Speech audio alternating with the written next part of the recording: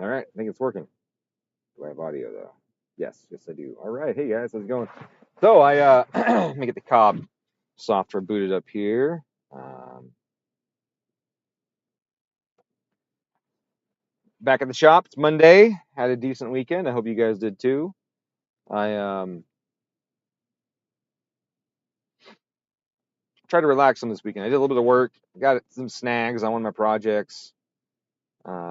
Customers side by side. I don't know if you guys know I've been doing side by side suspension stuff. So a guy brought his machine to me. I did all the weights, and there we go. Okay, so we're back up. I think I'll tell you the story in a second.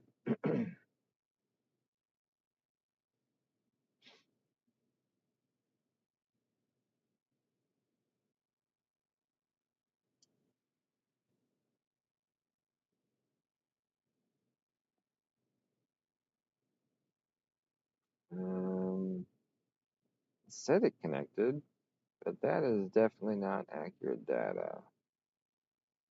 Something's fucked up. Let's try this again. Okay, that is not working. Yes, that's really weird. I don't know if the stuff. Hey, Connor.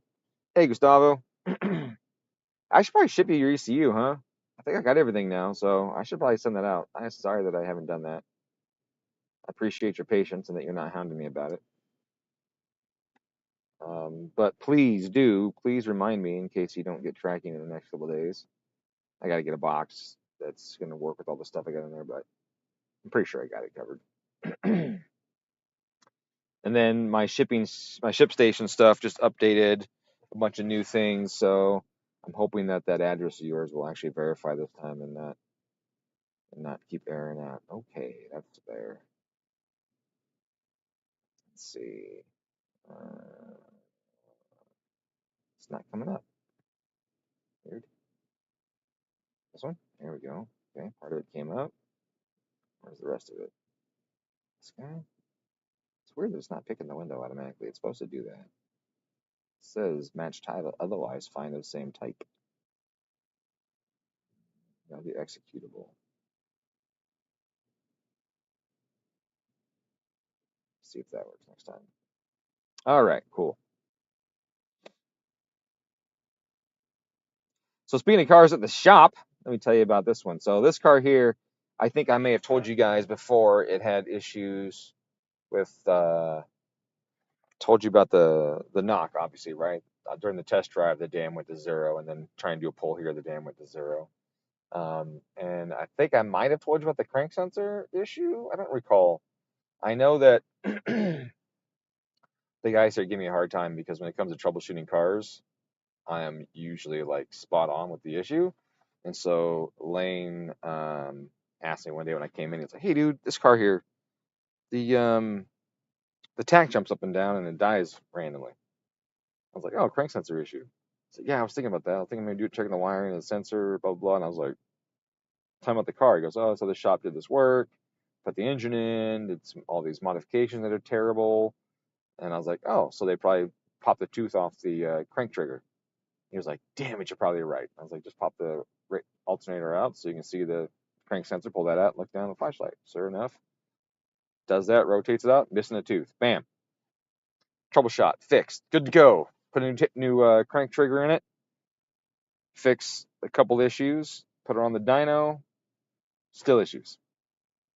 New issues, but still issues, right? So it knocks, smells like oil.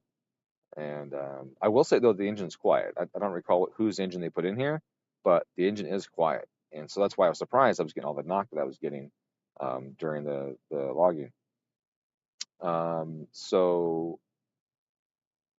it was the end of the day. If you guys were here on Friday afternoon, it was the end of the day. They were closing up. Had to go. I told Lane, check the knock sensor, make sure it's tight, make sure it's oriented correctly, make sure it's plugged in, all that stuff. And we'll see if that you know fixes it. So he calls me, he said, "Yep, it's tight, it's plugged in, it's pointing in the right direction." I was like, "Well, you better pull it out in case it's cracked. Maybe they use an impact. You can use an impact on these and break them internally or crack the bodies." She's like, "Okay." So he went to check it again, and he realized the bolt was tight, but the sensor was not. The sensor was rattling around on the bolt.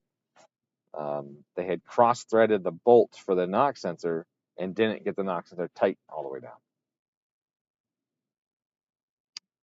So in addition to breaking the cam trigger or crank trigger, selling them a bunch of parts from a catalog this car does not. They're just low quality stuff with high margin, right? That's the problem with all the shops is they'll sell you shit parts because it has high margin, and it's not their problem, right? They got your money and you're good to go. We don't do that here. Unfortunately, for our income, we don't do that here, but for our sleeping at night, we don't do that here, And so, anyways, yeah, they sold them some pretty bad parts, and then they also installed them wrong. So the reason it smelled like oil was the drain for the AOS was just laying on top of the engine on the driver's side, and the hose it was supposed to go to, which is on the passenger side, was completely open there too.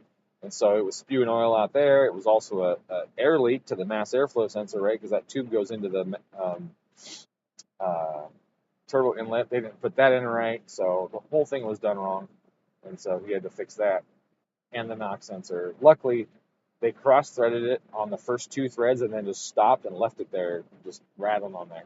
So he was able to get the bolt straight and put it in and clean the threads up and work up and down, and it goes in. So only like the two top threads are bad on the block. Thankfully, not the rest of them. So the sensor's in there, it's torqued, it's oriented correctly, and it's now warm. I have to do a pull on it, but I'm pretty certain it's going to be fixed because that's what always causes it. Let me take this coat off, though. I don't need this big-ass bulky coat. It's warm in there.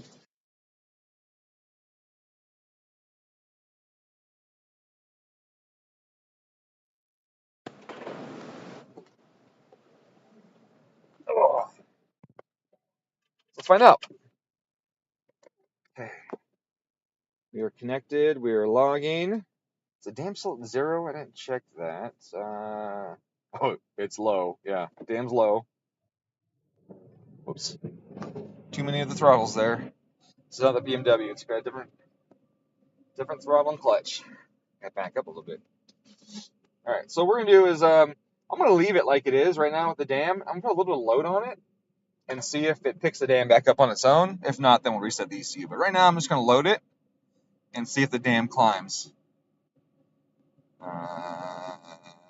Yeah, so we'll just go 25% load on the dyno, and then give her some throttle. I don't know if it's gone too far down where it's not going to want to climb, or what, but, we'll see.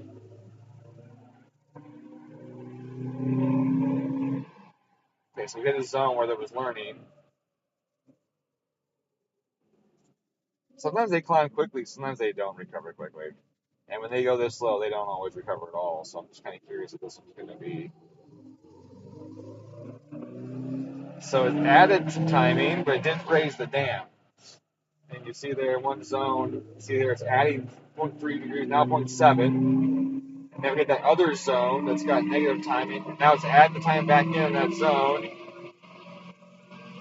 Okay, so it's adding time back in on the learning. We can see that. Eventually, the dam will go back up. But that could take a long time. Put a load in fifth.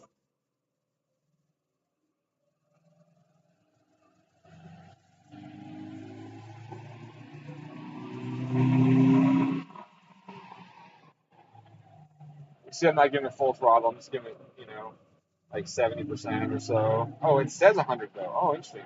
Okay. Oh, am I in sports chart? Nope. Okay, so that's fun. That's one thing with red wires you gotta be careful of with the factory mapping. Like my foot is not at 100. It's probably at 70. In fact, we can log it. Let's do that really quick, just for shits and grins while I'm cycling this thing up and down. We get.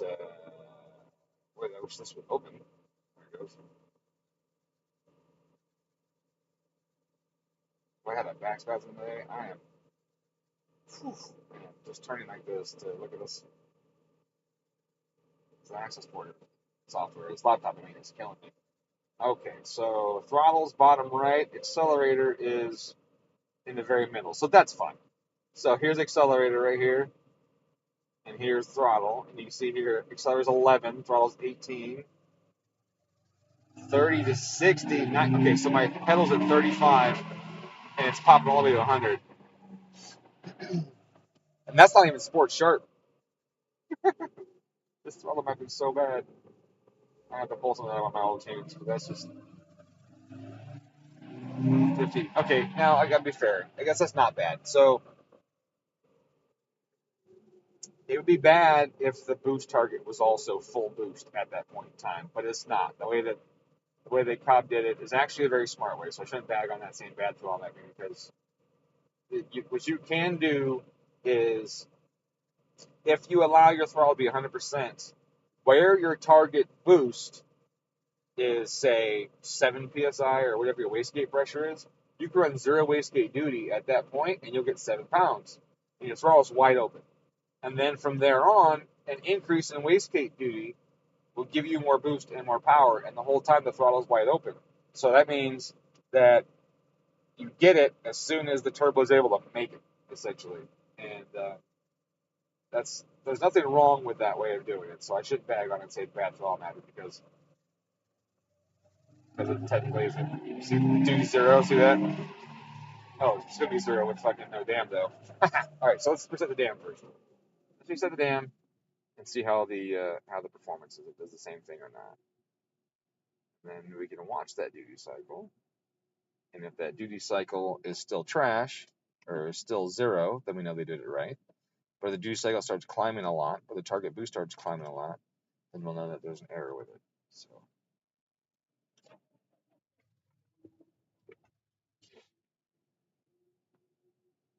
Okay, Dan's back at 1. Dan's back at 1. All right, I'm going to add target boost to here. Target boost to here. Boy, my words hard today. I'm going to add target boost to the list of logged parameters. Let's see what we get. Boost. Target final. Let's see that. Relative sea level. Let's do relative. Or final. No. And then we can look at that. Granted.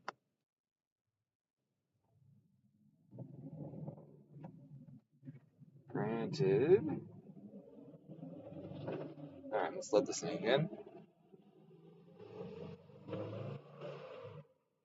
Alright, I added that, so now everything moved. Accel position's in the middle. Wastegate duty cycle is down here in the middle, and throttles are on the left. You see here, though, 26%. It's a little high in the NA region, right? Okay, no duty, no duty, no duty. There we go. Okay, so it's ramping up. So that's good. Now let's see if that duty of 0 matches a boost target of around 7 to 9 psi. Let's do that again. Slowly give it throttle until I get that boost target of 7. Yeah. 9. Yeah. Oh, just around 2%. Hey, look at that. So that was basically a perfect threshold. That was basically right at the correct point. The wastegate duty ramped up. So see, it's not bad. It was actually quite good. That being said, I think I changed this stuff on this one. Look at this map real quick. Does it want to change or not?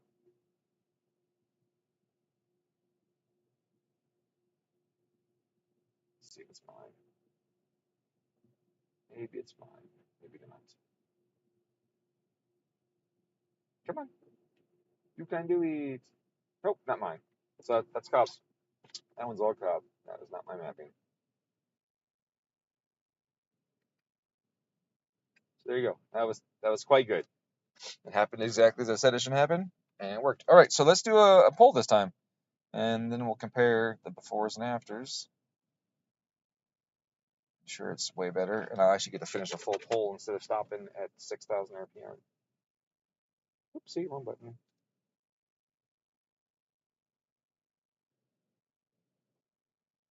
Connor, are you still working on a dry sump kit for the EJ and FA series? Yes, the answer is yes.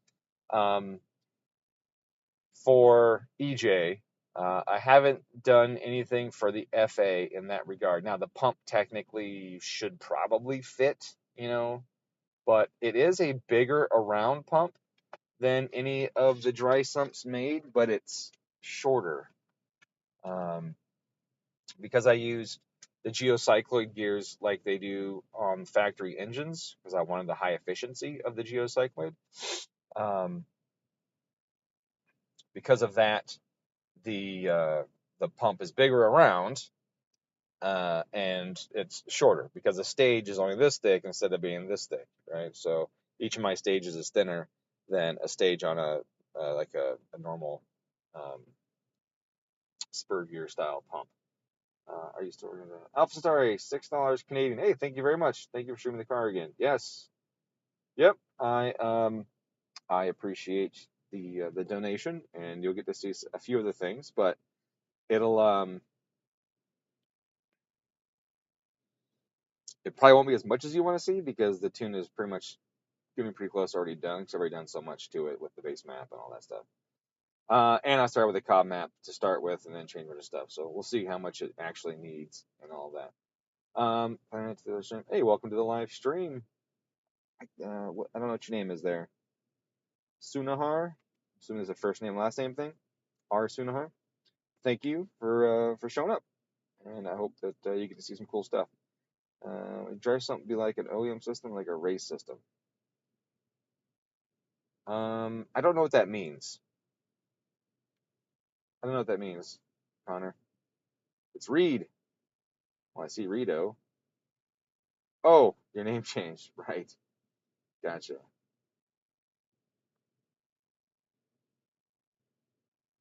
What's up, man? Drive something like a race system. Yeah, I don't know what that means. Connor, I'm sorry. I don't know what that question means.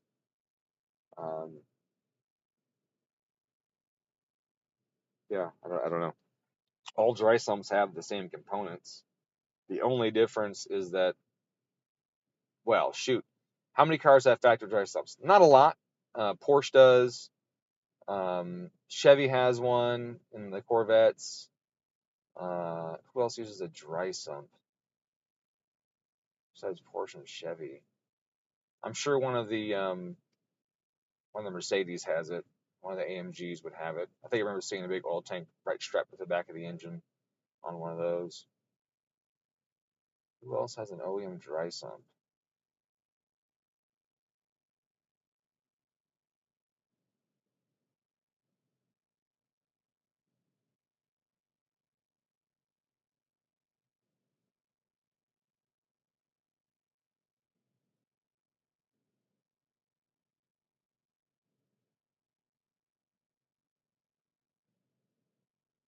There's no such thing as a dry sump with the tank on the bottom of the engine because that's the sump, right?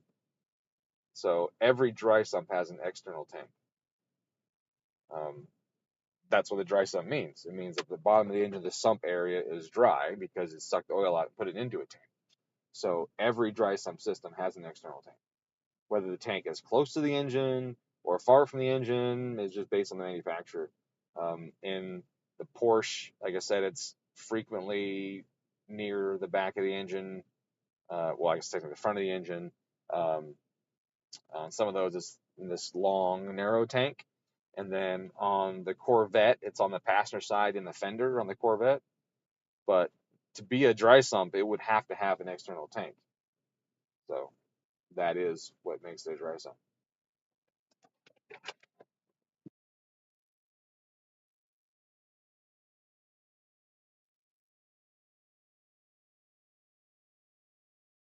Multi-stage wet pump.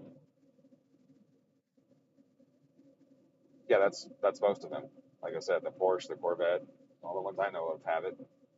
I only know some race cars that stick them in the passenger compartment because they're trying to even out the weight of the driver, so they stick it on the right side.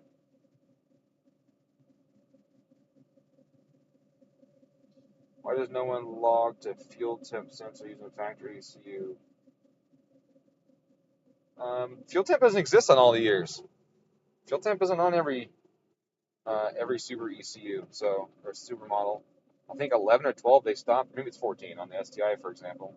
It doesn't exist. I think there's lots of good things that you could do with that, though. I think it's absolutely a viable place to log from. And I've said it in previous streams. Why is my stream not showing my prop stuff? And I've said it in previous streams um, that it should be logged. This is weird. My OBS is like wigging out. There it goes. Now it's there again. I don't know. Hey, Paul. Let's see. Well, hopefully it stays on the screen when I do my polls. So I'm gonna do a poll now.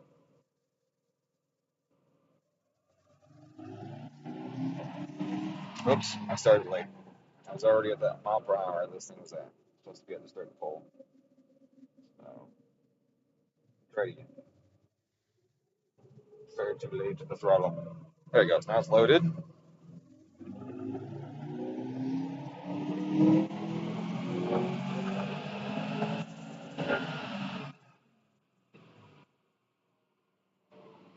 Hey, boost held all the way to red line. Didn't fall off when the dam falls off. That was nice. That was in sport. So it was a whopping 12.5, 13 pounds of boost.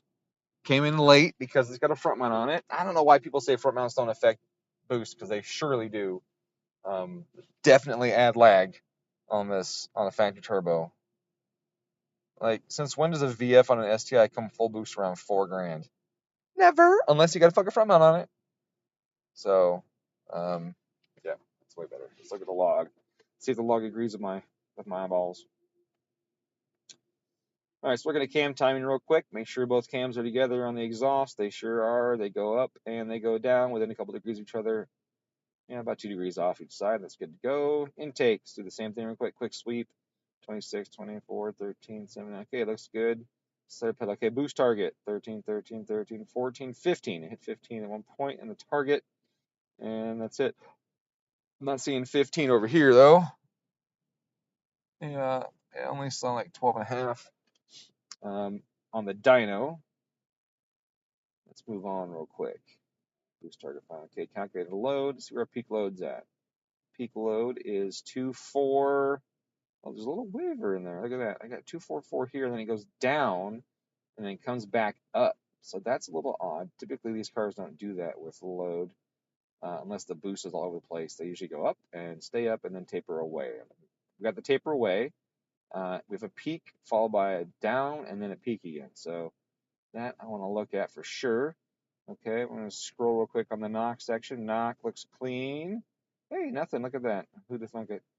And then we go timing. My timing, I load it down low. I'm getting teens with about 6 pounds of boost. So see here, I got high 20s, low 30s at atmospheric pressure. Goes down to the teens in timing at 6 pounds, which is very conservative. And then as the boost comes in, we got 16, 17, 18, a nice ramp up towards redline with a low boost threshold there. Okay, and then look at airflow. Airflow comes up, looks right. Thing about that is we can look at this airflow, see it's rising most of the way, which I would expect with a flat-ish boost curve, airflow to continue up. When you get the big taper in boost curves, then airflow will kind of peak and then flatline. And on some cars, if they're really bad or have restrictive turbine housings or weirdness, then the airflow will actually drop towards redline. And these will drop a smidge when we start cranking the power up. That's because we're getting a big boost spike and then a big drop afterwards. So this one at redline, the dyno shows about 10.5. This log shows 10.7. So the dyno and the log are pretty darn close to each other in that regard. And the power was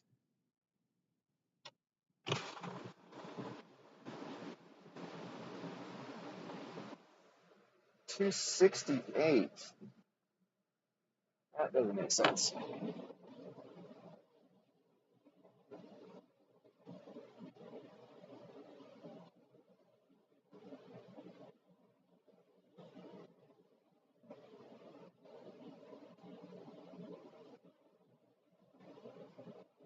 Oh, my weather station crashed.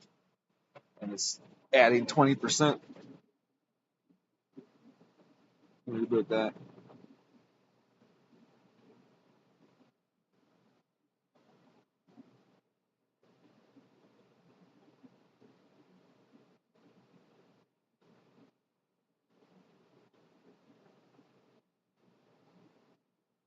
It still seems high though.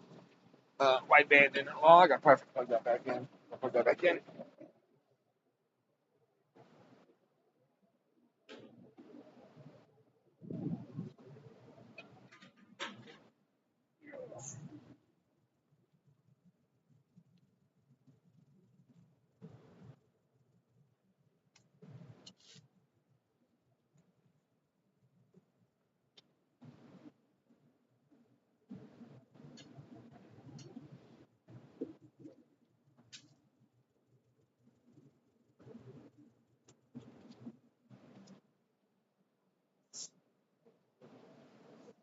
All right.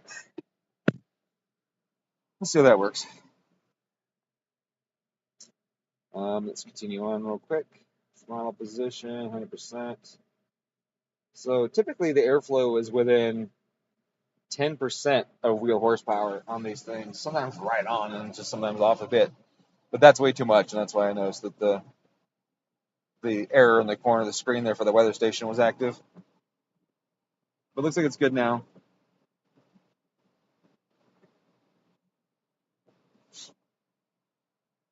All right. Wastegate duty is capped at 39 for most of this. You can see the error is very large.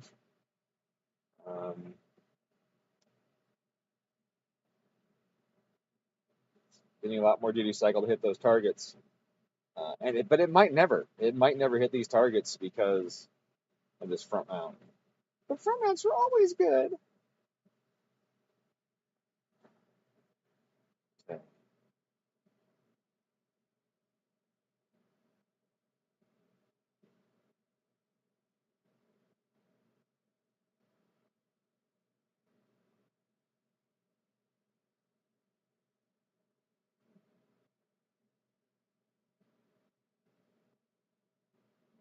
Boost target here. Boost target of.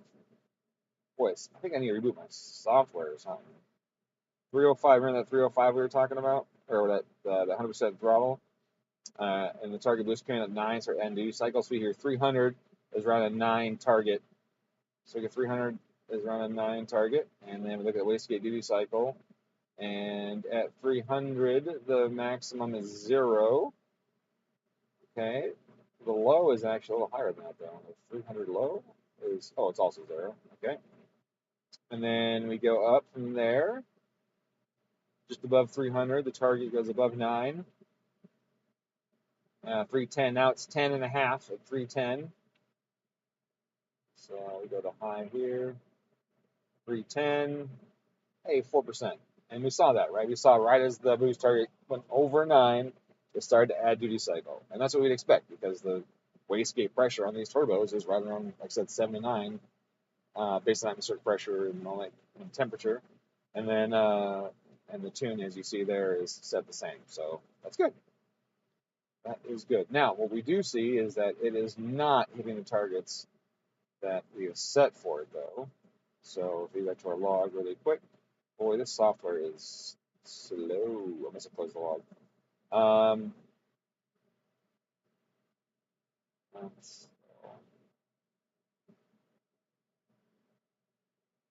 Let's go to throttle again, requested torque. Go to sport, because I'm in sport. I'm not doing sport sharp yet. Sport is 420, but it's not 420 because we have to look at the limits. Requested torque limit for sport here is 350. So 350 is what we're actually getting to. So we go to our target. Whose target? 350 is 15.4 as a target, and then down to 13 at redline, and we're not anywhere close to that. So 350 we said, right? So we got here along. Go to 350. We see 43 as a high, and we were getting capped at 38 or 9, which would make sense because our temperature is low. It's cold out here. So if we go to like turbodynamics and compensation, we'll go to wastegate duty, I mean, you can go to intake temp compensation. We're down here somewhere probably, and we see it's pulling a couple percent on that, but also barometric because we're at higher elevation here. So we're not at 14.2, we're at 13. It depends on the day. Sometimes 4, sometimes 13.6. but it's pulling a couple percent there. So a couple percent off of the barometric right there would explain why the max was actually 39 instead of 43. Like, boy, this is really upsetting me. Come on, software, you can do it. Man, it's taking forever. If I hit a key, the cop's like, no. Chugga, chugga, chugga, chugga. Okay, so barometric is 13.5. So we're 13.49 today, 13.5. And so, yeah, that would be pulling about 3.5% out of it just based on barometric compensation. So we go back to the high again, and we say 3.5 from 43 is around 39. So, well, it's almost 40 exactly there. But then with the air temp comps and all that stuff, so we can see why why it went down. Remember if they get running an FA and a WRX? No, you're not, Paul. I am actually putting an FA in my RS, which is even older than your 04 WRX. So no, it's fine. The front mounts on stock ECU MAF. The front mount stock ECU MAF definitely feels laggy because of the rip spike. Yeah, the rip spike definitely does not help. Do you guys know why that rich spike exists? You guys want to see the TGV table?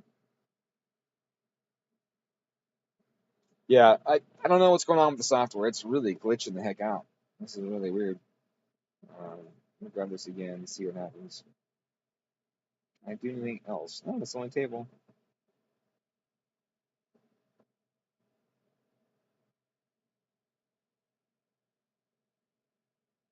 Change that again. Let me see TGV table. I even have a TGV table?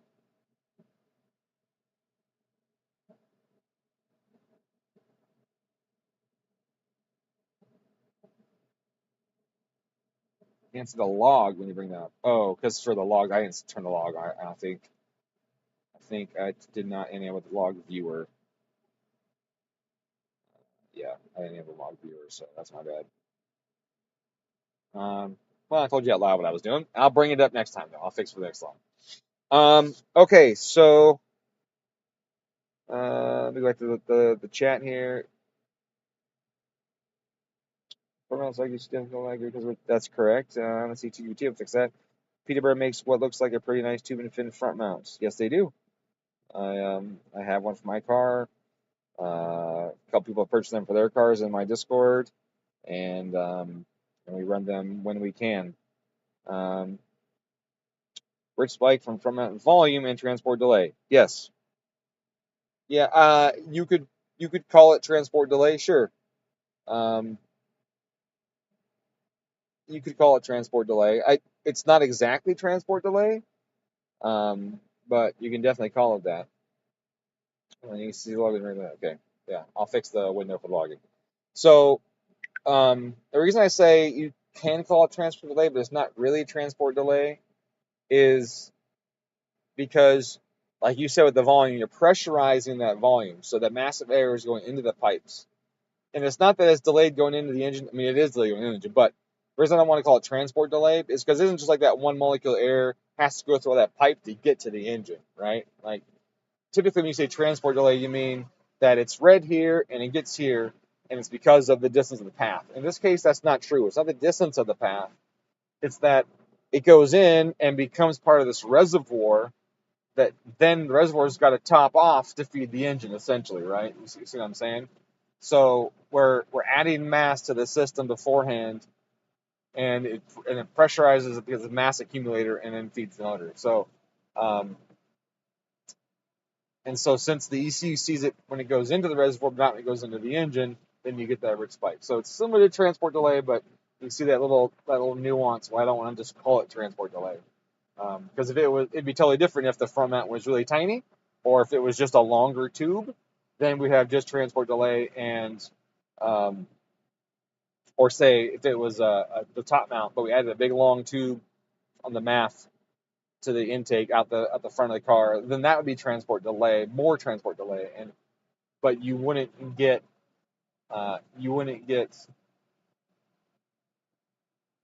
as much of a rich spike.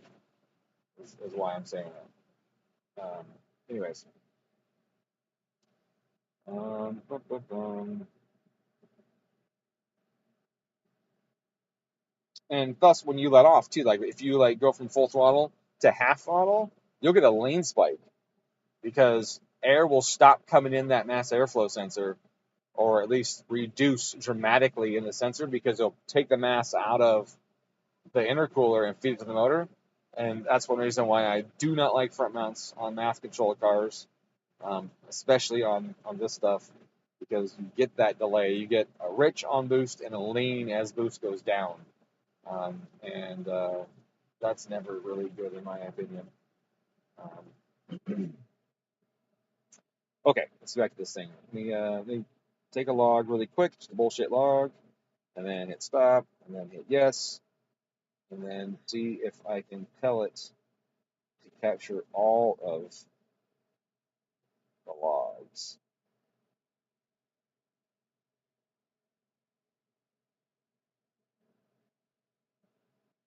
Okay, now the question is, will it catch the next one? So I'll close this, and I'll take another log, yes, look at that, and will it capture it again? It did. Okay, cool. So you guys should see the logs this time. All right, so I got the wideband in this time and turned on, and the weather station looks like it fixed itself now that I rebooted it. Let's see what we got.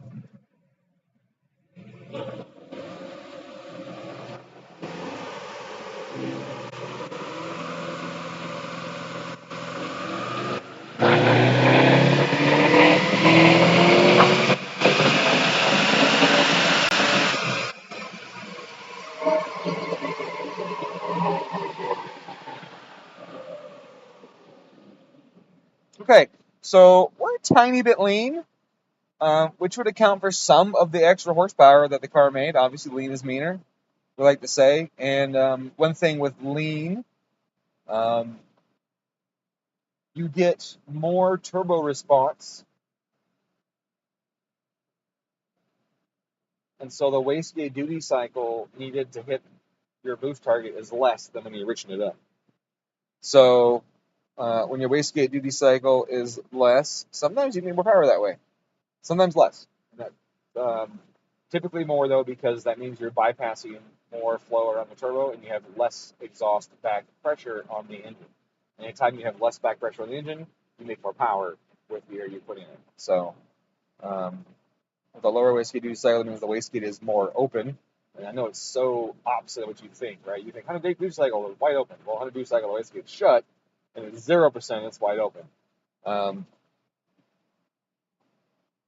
So if I reduce the duty cycle for the same boost, or I do anything that I can that reduces the duty cycle for the same boost level, I'm probably making more power because I'm reducing my back pressure on the engine. And in this case, at the tailpipe, it's 11.5 to 12 to 1. It's not unsafe to say, and it makes the system responsive and gives us a little more fuel overhead. But if the person's hard on it, or if the temperature changes a lot and it leans out more due to changes in the atmosphere, then it could be unsafe, right? So this isn't a direct injected car. If it was direct injected, I would absolutely run it this lean. Well, fuck, if it was a BMW, it'd be way leaner than this even. Most direct injected cars have better direct injected engines than the Subaru, like even the FA, for example. The injector location on the FA isn't as ideal as a lot of other engines. The direction that the injector sprays in the cylinder in the FA isn't ideal compared to a lot of engines, although it is in between the two intake valves on the edge of the cylinder, which is really interesting. But that does aid in some tumble motion as the air enters the cylinder, and the air is tumbling as the piston's going down, and you're shooting fuel into it and doing this. But what I don't like about that is that you're also shooting fuel across, so you could be dousing that cylinder wall on the far side. I don't like that too much. Other engines, the DI injector is, sorry, it's piston. DI injector is moved higher, and it's by the spark plug, or some area closer to the center of the chamber, not so low. On the FA, it's really low, and I wish it was just a little higher up, like some other engines.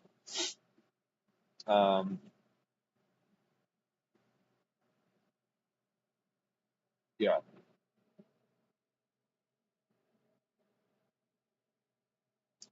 Octane fuel is this? Probably 92. That's what we have here with 92 here.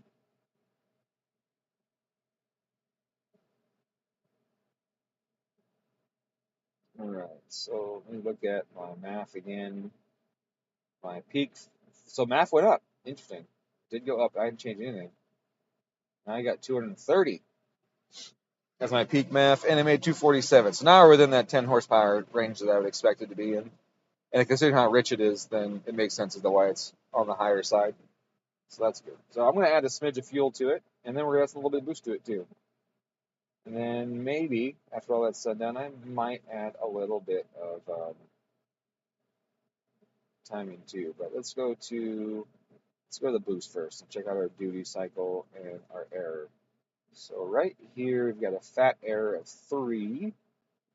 Got an error of 3 pounds at 36. Okay, so 3600. I got an error of 3. I got an error of more at the beginning of the pull, but that happens all the time. If you want a laggy boost system, get rid of that error. If you want a snappier one, you can keep it. If you don't mind a smidge overshoot, that's okay. Then you can keep some error there. Too much error for too long, though, results in an integral windup, and then you'll really be riding that max duty cycle curve like we are right now. So have to be careful with that, because we don't want to get too much integral windup and get a big old spike that never recovers, or it takes too long to recover, or it goes too high and trips the overboost code. So right now what we're going to do is we're going to add some duty cycle to it. And I actually will lower this a little bit down here to minimize integral windup in this region, because this front mount has added so much lag that it will definitely do that. The other thing to consider with this is that since I added so much lag, it's almost like adding a bigger turbo in how the turbodynamics works. It would be beneficial to go to the turbodynamics over here to this threshold, activation threshold, and raise the RPM. This guy right here, raise this up about 500 RPM. And what this will do is it'll keep that integral from winding up for that portion of time. And that helps reduce the integral windup as that error is present, the big ass error that we saw there.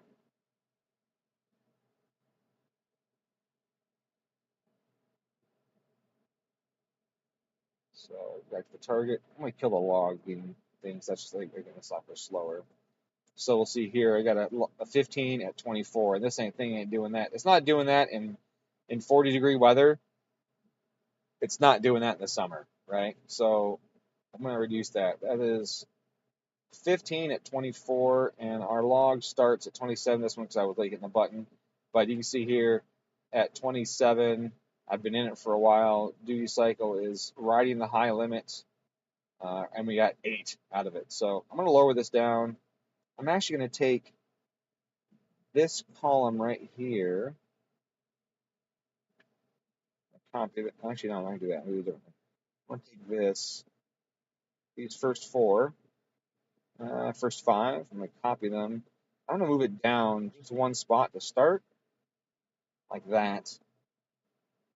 And that little bit there, because this is still kind of the slope that this turbo takes. It's just taking it later now because it's got this super inefficient, gigantic, really crappy Shitsumoto radiator intercooler on it, front mount. So I do want to see this. I guess they did a little spike there in there.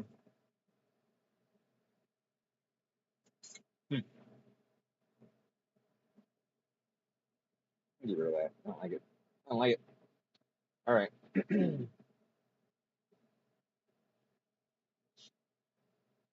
Still a spike in there somewhere. I see on the map. Where is it?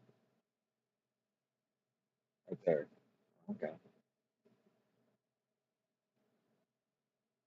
Okay. So we got that.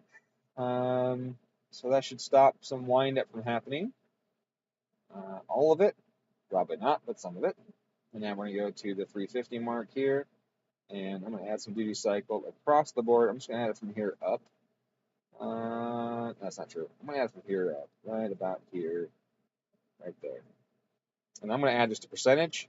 I'm going to add 15% to it. I'm going to add 15% of the existing value, right? I'm not adding 15 duty cycle percent. I'm adding 50%. So adding 44, not even 15% of that. So it's not going to be 68 or 58. Okay, so we're at 50 now. I'm going to do the same. I'm going to increase the low as well. I'll save the file because the stuff is being glitchy. I don't know when it's going to crash on me. Waiting for it to finish what it's doing. It's taking forever. Okay. And then this low, I'm going to bump the low up too because, well, why not? I'll get closer. My starting point might as well be closer. The other thing too is there's this drop right here. It goes from 50 to 30. So it's got extra duty to help it kind of spool up, and then they pull out real quick, make sure it doesn't spike too hard. We know this isn't happening anymore, so I can add a little bit more back in here. So I'm going to add about 7% ish, right, 6% right there, somewhere in that range. Add a few percent right there, a few more in that spot. We'll do it on the high table as well, because again, it's not responding as fast as it does from the factory.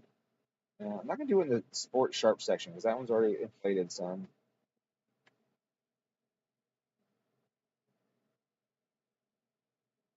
Yeah, maybe just like that. There we go. Okay. Now I have to reflash this because I made changes to reflash base tables and not just real-time tables. So if this software ever finishes loading, thank you very much. Disconnect.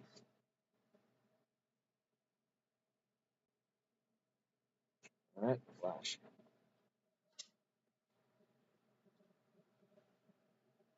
Okay, while this flashes, I'll check the comments.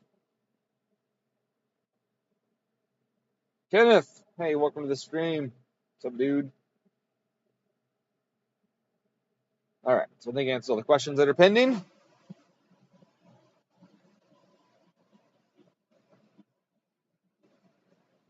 I think we got this laptop for Dyno to work on the internet. I might be able to screen cap that directly into my software.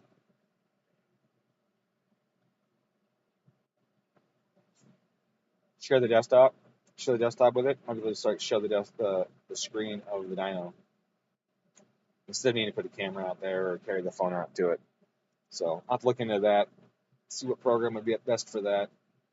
Because I just want to share the screen. I don't want to manipulate it. Although I could manipulate it from the ECU. Or from the ECU. God damn, my brain is fried right now. I get it from my laptop here if I wanted to, and I can change the Dyno parameters. That's not a bad way to go either, so I don't have to use the remote keyboard. So I could probably try AnyDesk it or TeamViewer it or something. That thing used to be like you couldn't have it on the internet because it would lose communication with the Dyno.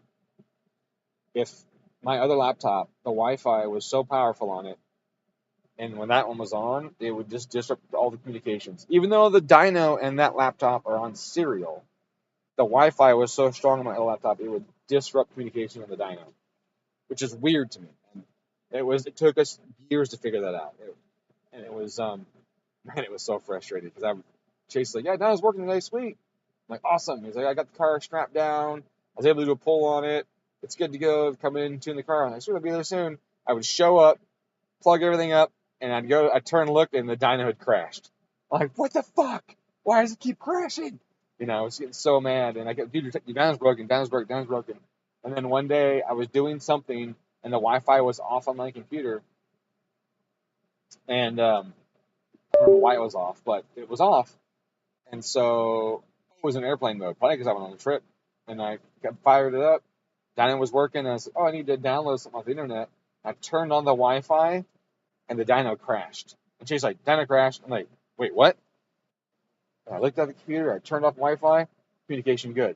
I was like, turn on the Wi-Fi, Dyno crashed. I'm like, what the hell? How is my Wi-Fi so powerful that it's upsetting communications on a serial bus between the laptop and the Dyno? And it's over there, right? The Dyno machine's over here, the control box, and the serial cable goes right here to the laptop. And somehow my Wi-Fi in the passenger seat was too strong. It was killing it over there. I have no idea how, but it was an ongoing problem for a while. It literally was years before we figured it out.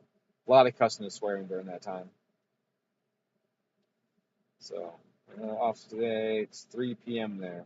Oh, you're right. You're East Coast. Yeah.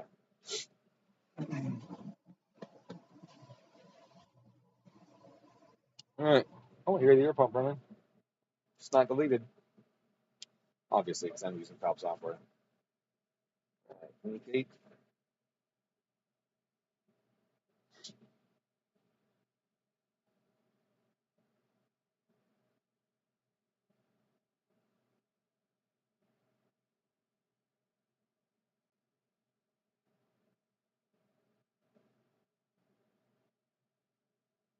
It's starting to get cold. I might add a little bit of air, a little heat in here. Just a smidge.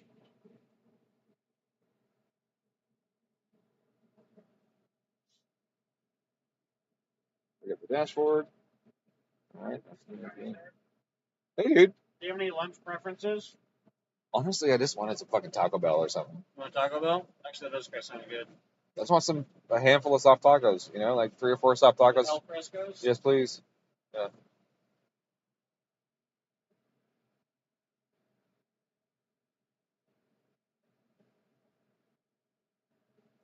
Is that log still showing up? Oh, it is. Okay. Closed it. All right. It's not to be aware of that I close that log or you guys see it, even if I bring it to the back of the screen.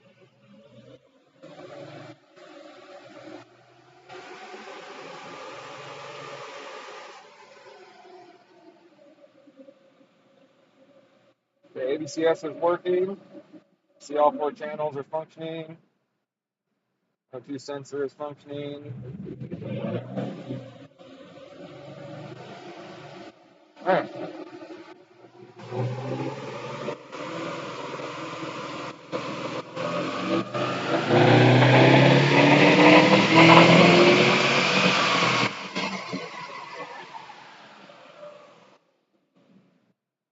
Yeah, there's a problem with that pole, so I backed out of it. It was lean as fuck.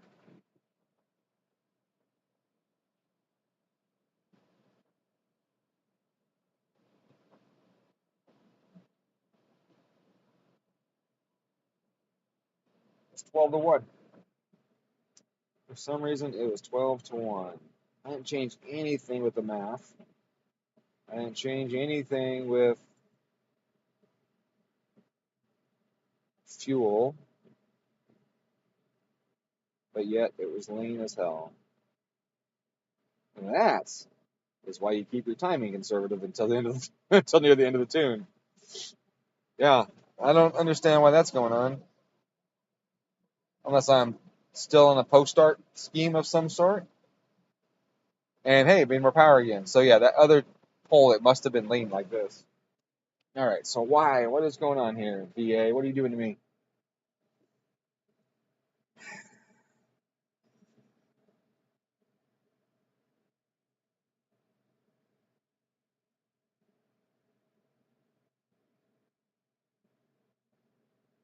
Commanded fuel final. Let's see where that goes. 12, 12, 12, high 11s. Okay, so our commanded fuel final is very much in the 12s here. And our boost is low, and then just doesn't quite richen up some. But the boost was less. Okay, so the boost was less here. So, no, the boost was a little laggier, but then it came in and was closer to target. Oh, I don't want to misspeak on that, but it was lean. Okay, so why are we getting so much disparity in air fuels? Maybe there's something in the fuel tables that I missed. Let's go back to fuel tables. And let's look at our open loop first. TDP's open is where I'm at. And that's a pretty lean table. And then high detonation table should be really rich. Let's close on the high one. All right. So my open loop table here, this one is fairly lean, but I was getting extra fuel before, right? So the VA, they did different stuff than they did with the GRs and GDs. One of them was the way they programmed the TPS enrichment. So and I don't mean tip in, I mean TPS. So like the fuel target on a GR or or GD. Yeah, that sounds good. 4, please. Um, I'll show you. Show you the table. So we go to wait, where's that? Right here. TPS related. This should be zeroed out. See, on the VAs, this is zeroed out.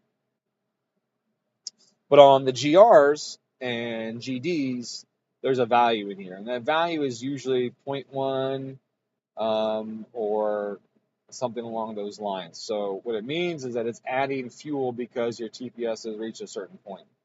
Typically, though, this only happens, well, the high happens above a certain coolant temp and the low happens below that coolant temp. And that coolant temp is usually pretty high, like 200 something degrees. This one you see, it's basically disabled because it's 400 degrees. We're never going to hit that. And then there's a load and a runtime for how long it should be. And you see here, these are all zeroed out.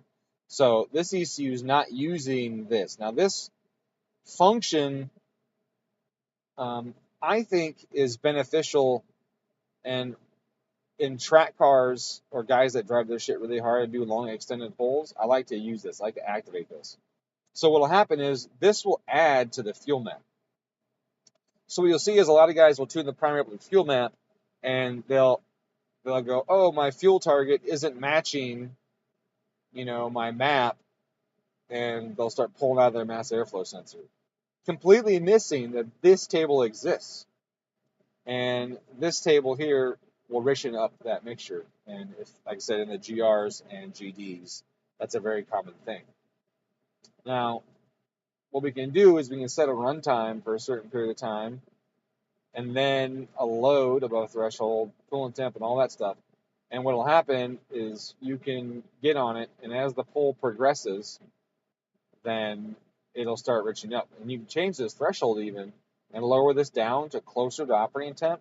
So like when you're cruising, it's like 180, and you start a temp or start a pull, the temperature will start to climb during the pull. And the higher horsepower of the car, the more the temperature climbs. On the road, on the dyno, whatever, that temp will start to climb because you're putting a ton of heat into the cooling system. And so you can use this as a trigger. Use this as a trigger for these enrichments. I can add more enrichment during that pull as that coolant temp goes up. So that's just something that you can do with that table set, which is why I think that Cobb left that available for us, even though it's zeroed out in this ECU. Dude, I haven't had Taco Bell in forever, and I was driving to UPS today to drop off some cooling mod shipments to IAG and oil cap shipment to Florida. And I drove by Taco Bell and was like, I should grab a big box of tacos for the guys. But it was 10:30 or 10:45. And I was like, I haven't asked the guys what they want. Yeah, they love free food, but at the same time, not everyone wants just Taco Bell fresco tacos and shit. So I didn't do it. But I was super craving it, so I'm glad they asked me. SCP tables and open source devs. Yeah, definitely. Yeah, the open source devs are highly lacking, and I don't recommend using open source ever. So, I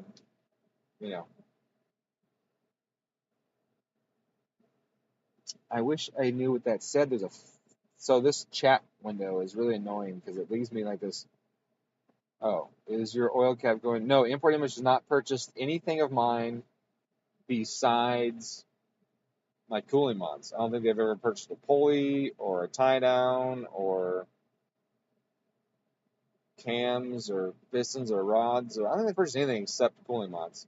And the same goes for IAG. And they make their own stuff, so they don't sell my stuff on their site except for that. And they sell them with their engines because they recommend them for their engines. And IAG's got some integrity. With Integrity's actually got I in IAG. And they know that I'm the guy that invented the cooling mod and that I'm continually working on it and improving it and all that. And so they support me. And they sell my cooling mod with their stuff. So I'm very appreciative of that. I'm trying to think if Import Images bought anything else besides cooling mods. I don't think so. Subi Mods did those. Subi Mods bought cooling mods. Subi Mods bought oil caps. Subimod's got battery tie downs, my ethanol content analyzers, my IAT flanges, my weld-on bungs, my T-vamp. I think they might have bought T-vamp flanges. They might not have bought T-vamp flanges. I forget. So they bought a bunch of my stuff, and they have that shit. So that's cool. I'm appreciative of that too. I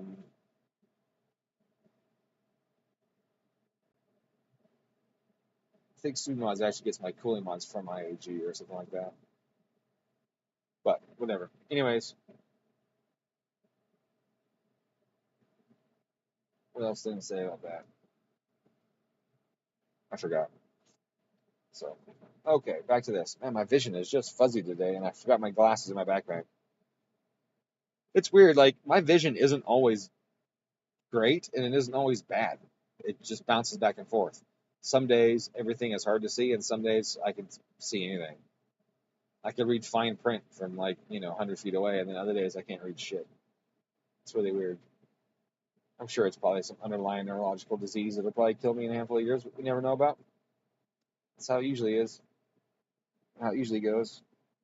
Alright, so I'm going to add some fuel to this map, because I don't like how lean it is.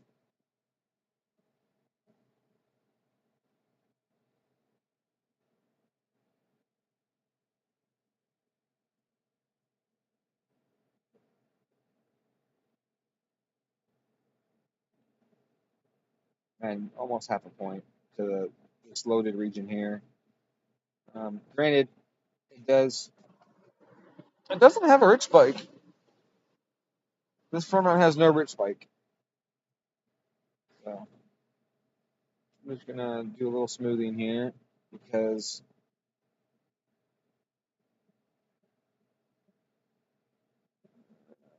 there we go. Okay, that's what I want. That's good. Alright, so I added some fuel. And let's look at the other stuff. Okay, I got activation A and B here. 13L8. 13L8. Alright, those are the same. Enrichment. Okay, so here I have minimum enrichment based on accelerated position. And then I have a ramp. So they ramp it. Obviously, they ramp it a little quicker down there. Interesting. Okay, I want to bump this up a smidge because I want it more than two. I don't ever want it to be a 12.6 at wide open throttle at high load. So this is just like a floor. Not a floor. It's a ceiling really. So I'm just going to push this down a little bit. So in case some weird compensation does come in at some point, this ceiling could push more fuel, command more fuel, and I just want that safety margin. All right, save this. What else we got going on?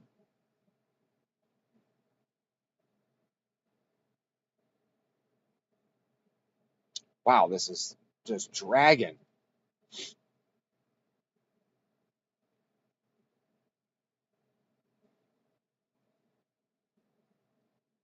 There's no compensation based on time and retard. All right.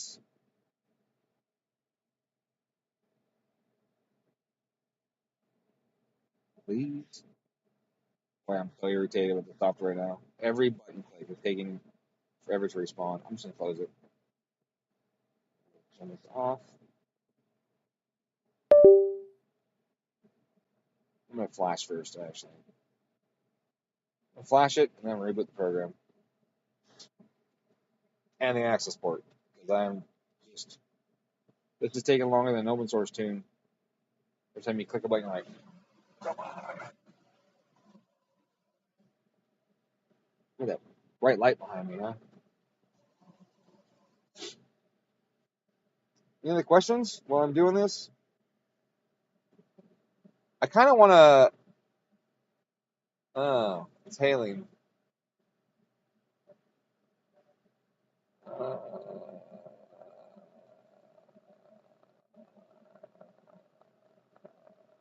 I have a window open at home.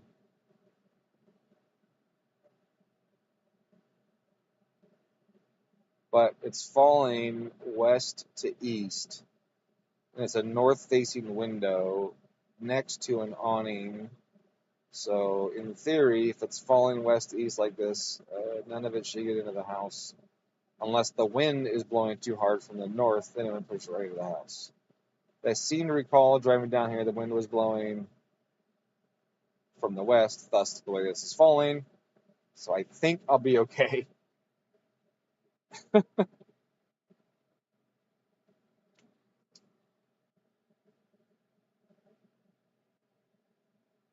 Yeah, well, it's hailing, so it's a very light hail. Very, very light. It's very, it's bouncing off of stuff like it's like teensy weensy ones. They're not heavy chunks either, so it's no big deal.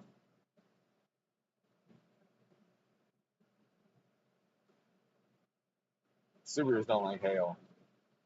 Man, Subarus are so fucking sensitive. The metal's so thin on the body. Man, it's bad. It's so bad.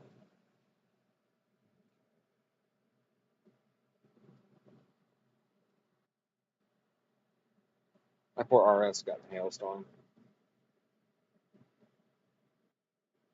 Shouldn't have been. I asked the owner to put it inside the owner. When I was moving back here, I asked somebody that I thought was a friend that owned a shop in the Cincinnati area if he would keep my car for a week or two while I drove out here, then flew back and drove it again because I had too many cars to drive at once. He said yes. He said he would keep it in. And I was like, thank you for keeping it inside. That's very important to me. The day I left, I'm going up past and it starts hailing this fucking crazy hailstorm. Or day after I left. Crazy hailstorm. And I'm trying to think of that. Must have been the day I left because otherwise why would the hailstorm hit there too? So either the day after or the day after. And my car was outside. He did not leave it inside like he said he would. Got fucked up. Such a bummer. Alright, rebooting software.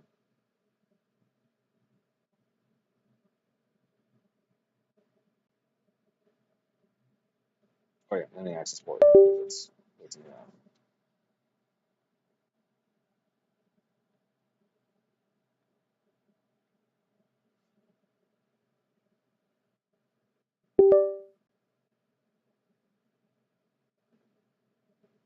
What's worse, Haltech or Cobb software? What the fuck? That is a lot of smoke.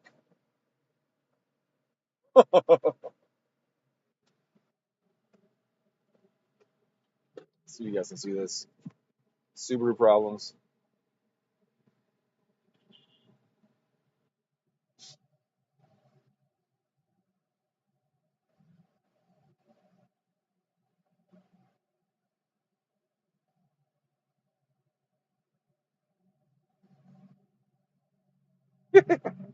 That's so much smoke.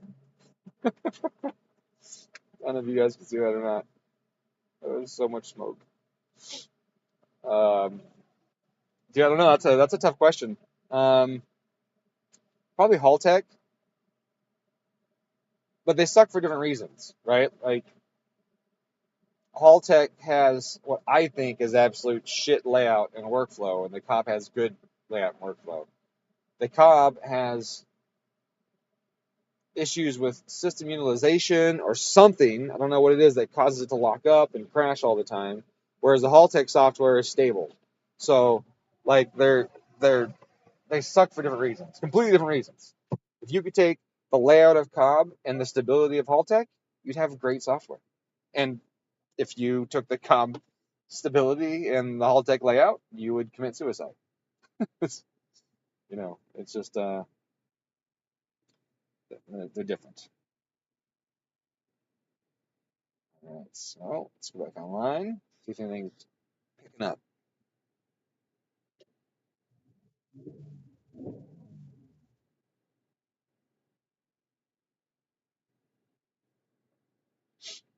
Why is the AC on in the car all of a sudden? It's on floor heat. and it's high, but I heard the compressor kick on. The defroster's not on. Okay, now the defroster's on.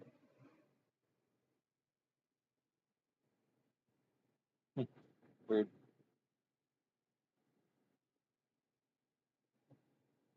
Hey, that responded better. Okay. I think we're in good shape. I think we're in good shape. It's in I mode. This one boots up in I. A lot of these boot up in I, some boot up in sharp. I know there's something somewhere that you could set to make that different, but I don't know where it is. Okay, all 4 cams are tracking right now. I see that. O2 sensor is tracking. I see that. Commanded fuel final is in the 14s, right? And that's important to look at before you even start a pull, because if your O2 sensor is active but it's not closed loop yet, this will stay 12s. And post start, that'll be like 12s or 13s. At least you know when you're at this 14.6 commanded fuel final range that this is all active and it's ready to be kind of pulled up.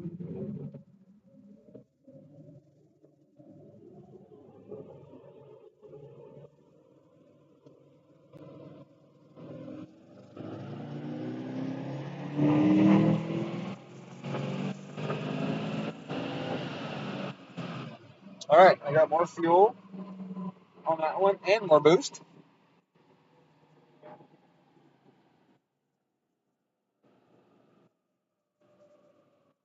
Throw all lines off the graph. I know you guys can't see it, so it doesn't do much good telling you what I'm doing, but I guess I can keep narrating for you.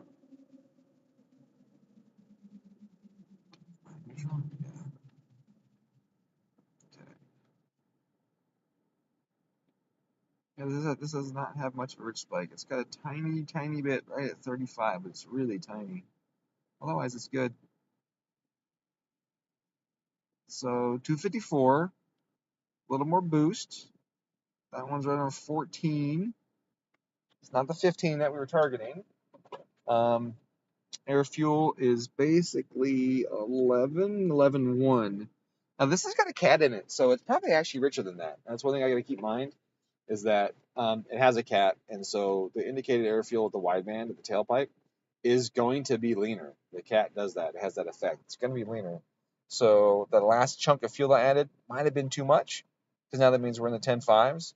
But it's not like 10.5 is bad. It just increases safety by removing more heat from the chamber. It slows the combustion a little bit, so you might need a little more timing to get the power back that you would have otherwise. And it lowers fuel system overhead a little bit. But that being said, if the injectors max out, what am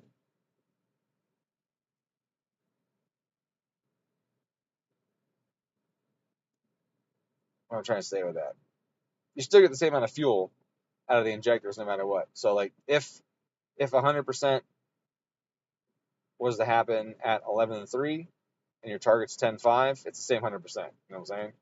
Not that you want 100% on the injectors. I'm just saying that if it happens to max out, something happens and it hits 100, it's not necessarily like an engine just goes lean all of a sudden, right? If it's 100% and you're 10.5, that's going to start leaning from there, and you may finish off where it's still not overly lean. Again, you don't want to be over 100% on injector duty cycle.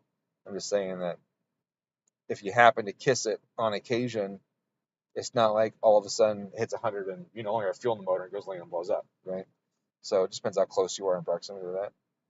All right, so the boosting up a smidge, like I said. Let's look at our log. See if the log pulled up on the OBS. Yes, it did. All right. Yeah, you missed the answer to that question. I said I'm doing the same thing to my RS. So no, it's not weird. No, let's log again.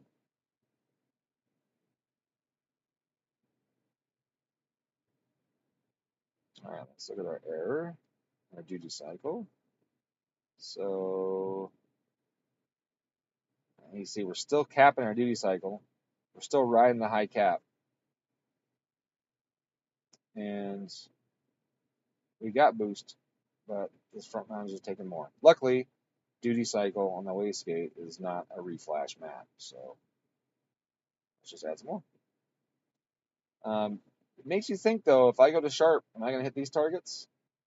The answer is not likely, but maybe. So I'm going to add all, I don't want to add the 80 there, right? But I'm going to anyways, just because. We're going to go from this point, and I'm going to go with another 15%. Which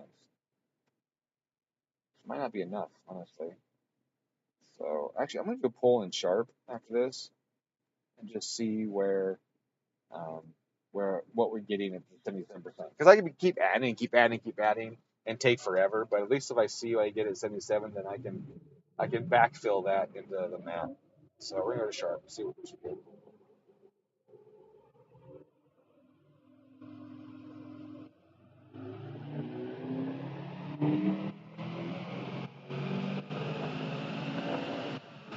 Looks like I hit targets. Actually, that hit right on the targets. I was looking at boost error during the poll, and the boost error looked like it was 0 through the direction of the pole there, at least at the top end.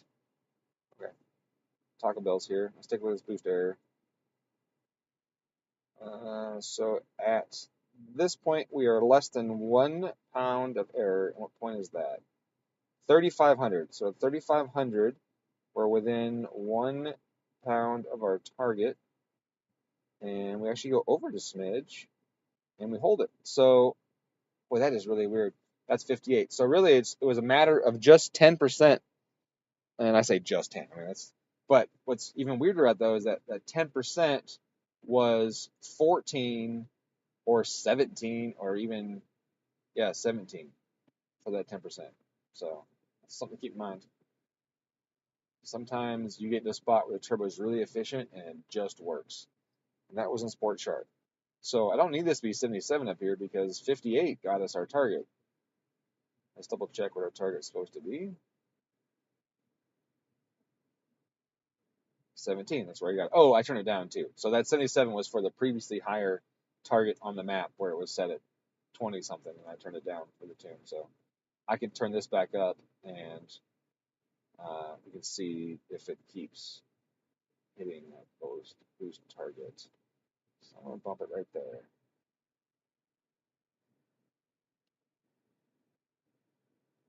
Yeah, I'm going to add it right there to the 420 column.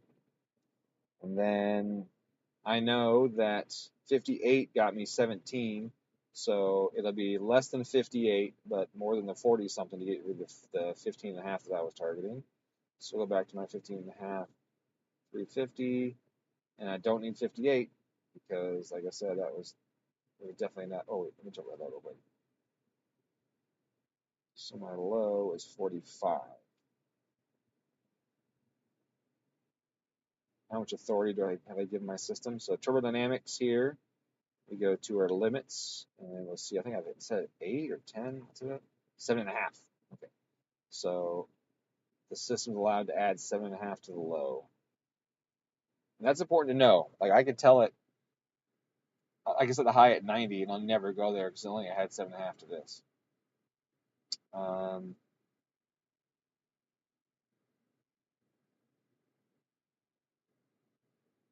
that is really weird. That seems like a lot of response for only a couple percent. I'm gonna leave that and try a couple polls. We do one in sport and one in Sport Sharp again and see what the boost does. Because that seems almost too sensitive. I don't feel like 6% should have got me that big of a change in boost. So let's go to sport, see what we get.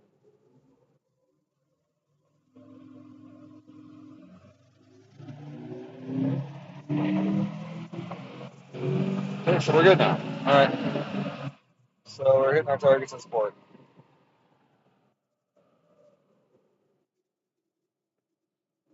That last bump was enough.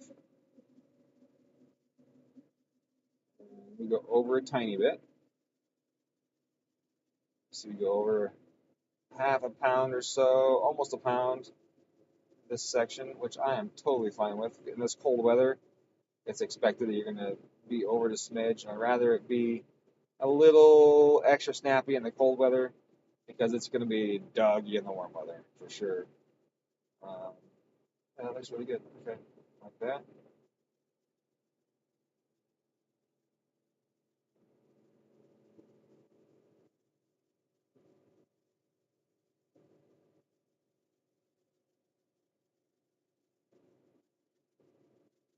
Projector duty is 83 right now on sport, so sport sharp was probably higher. I'll double check that again in a second.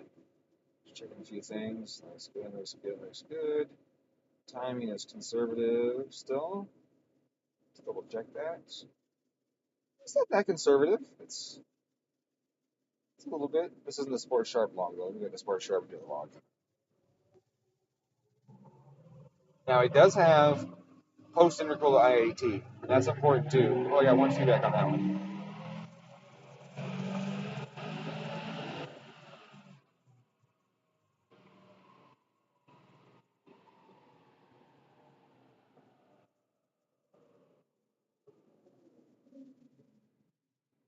So I got a feedback knock event on that. 12 degrees right here. 2600 RPM. 11 pounds. See, 11 pounds at 11 degrees, that's not dangerous. But if it didn't add fuel yet, then that's why it not. Let's see. No, it's already gotten rich. Interesting. And it does have a richer spike this time. 280, 281 wheel. Okay, and sport sharp. Should do a little better. Where's the math? So mass airflow. 15, 230, 240, 240, 240, 240, 240, 240. Man, that's not that much power. Weather didn't crash. It's still good. Okay. So the car's doing good. It does have a different motor in it. It does have a fresh bottom end in it. I think it might be forged, which means it's going to have slightly higher compression if it's the one I think it is. So that would definitely account for some of the power gain having higher compression, and why I'm making more power with this airflow. You get more expansion coupling on the same amount of air, you can make more power out of it. So plus initial higher combustion would make sense. And that might explain why I got a little bit of noise right here at this point, even though it is 11 to 1 right there and only 10 pounds of boost. The higher compression might explain that. So,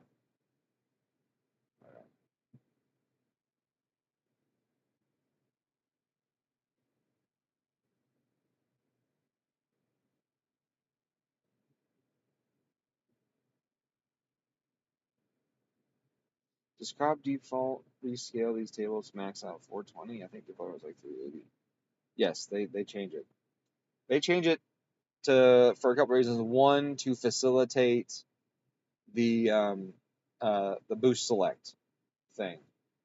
I know you're new to Subaru, so you weren't here in 2008 when the SI drive first came out.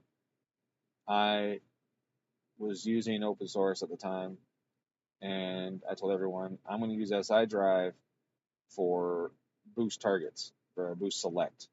Because I noticed immediately that the boost table was based off requested torque, and that the throttles were different. I could set request for each one, so I started boost select in open source. And a little while later, Cobb started their boost select stuff, and it was about the same time I ended up getting Cobb software. But initially, I was doing it with open source software, and so I think I'm one of the first guys that did it, honestly. First guys to do the boost select with this thing. You could probably find me posting about it on Nasioc back in 2008 if you were to go look, or 2007, 2008 came out, I think. But yeah, I was like, I'm gonna use this, and I started using it for boost select. Now, I think they went up to 420 because stoners. No, I'm just kidding. Had nothing to do with them being in Portland at the time. I think that they went to 420 because they're actually making more power, right? They're adding a percentage of power to the car. That being said, Subaru doesn't use that 420 number for shit. Like it's not an actual calculated value on this ECU. It doesn't really use it for anything. It uses it for automatics to tell the automatic how much torque you're making, but it usually uses either the torque map or the mass airflow sensor. So that's not the case on this. So this requested torque is really arbitrary. It's only used kind of in this routine cycle of the request from your foot to how much the plate's going to open and how much boost they're going to give it. It's just kind of little realm of tables. And then, and TGVs, when the TGVs are going to open or shut. That's it. It's not an actual calculation of any sort, anything like that. So, but I think that they did it to try and be more accurate or more correct with what the torque production would have been with these increases in boost and all of that. So, all right, I'm gonna get lunch, but what I'm gonna do is I'm gonna start tuning again after lunch. But I'm also gonna have a different title because a conversation came up on my Discord channel today about driveline friction, and I want to talk about that. And I'm gonna title the video about that, and then I'm gonna do a better video much later down the line where I use graphics to explain it better so more people can understand it. But there's a misconception that driveline loss is a fixed value. And that's fucking bullshit. It's so bullshit that it's comically bullshit. Because if it was true and, they have the, you couldn't turn the input shaft and move the car by hand, right? If the driveline friction was a fixed 40 horsepower or whatever, you can't produce 40 horsepower with your hand. You could not turn the input shaft of the transmission and roll your car in the shop with no engineering, right? It's just absolutely fucking stupid that some people think it's a fixed value and it's recorded, and every horsepower you add after that goes directly to the wheels. Not even fucking close. It's a percentage. And so I'm going to cover that. I'll talk about it in my other video. And then later on, or the video today, and later on I'll do one with graphics with better gears than my fingers doing this as gears. And I'll do that too. So it's it should be a good one, and something that'll help you guys learn, because they'll cover physics and friction and a bunch of other stuff. And someone's at my house and all that. So, and I'll shoot you an email about whether I need to register it. I mean, you just gotta, if you want to open the software yourself, you just gotta register an account with Intron so you can download the software. That's it. So otherwise, you're good. Yeah, get the thing installed, man, so we can start fucking with it. All right, guys, I'm gonna go get my food, and then I'll be back for some more streaming and tuning and stuff later on.